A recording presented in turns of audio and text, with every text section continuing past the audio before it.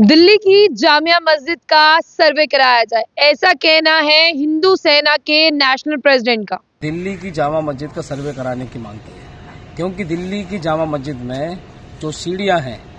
उन सीढ़ियों का सर्वे होना चाहिए। उन सीढ़ियों में जोधपुर और उदयपुर के भगवान श्री कृष्ण जी के मंदिर तोड़कर औरंगजेब ने उन सीढ़ियों में मूर्तियों को दाबा है। दिल्ली की जामिया मस्जिद, जिसे देखने के लिए दूर दूर से लोग आते हैं, जिसमें हजारों लोग जो है वो इकट्ठा होकर नमाज पढ़ते हैं, जिसे लोग ये कहते हैं कि अगर हम कहीं भी घूमने जा रहे हैं तो हमें दिल्ली की जामिया, वो हिस्टोरिक मस्जिद जरूर देखनी है।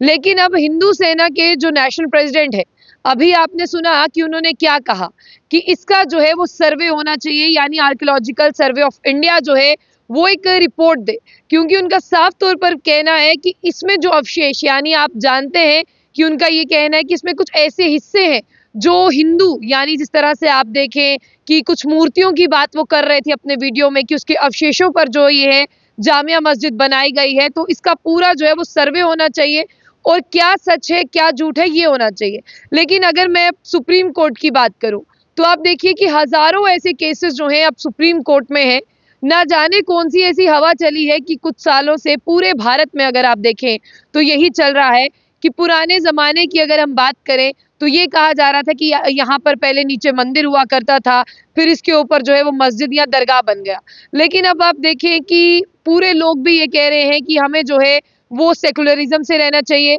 हमें भाईचारे को मेंटेन रखना चाहिए। लेकिन अभी जो आपने ये वीडियो देखा, इस वीडियो में साफ तौर पर ये कहा जा रहा है कि जब सर्वे होता है, सर्वे के बाद ये पता चलेगा। और दिल्ली की जामिया मस्जिद की बात करते हैं, उसका सर्वे करने की बात की जा रही है, क्योंकि अवशेषों की बात करें यानी remains of temple from Jodhpur and Udaipur, जिसे जो है मुगल एम्परर औरंगजेब ने जो है वो खराब कर दिया था, यानी ध्वस्त कर दिया था, और उसके ऊपर जो है इस मस्जिद को बनाया गया है। फिलहाल के लिए जितने भी लोग इस वीडियो को देख रहे हैं, मैं ये नहीं कहूंगी कि कोई भी पर्टिकुलर रिलीजन